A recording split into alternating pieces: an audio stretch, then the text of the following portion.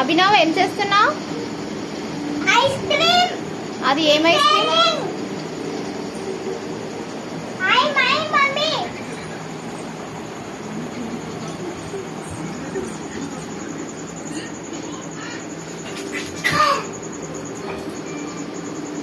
అభినవ్ అంతేనా ice cream? అంతే అయిపోతుంది. ఏం చేయాలి ఇప్పుడు? దాంట్లో ఏమేయాలి చెప్పు. దాంట్లో ఏమేసావు?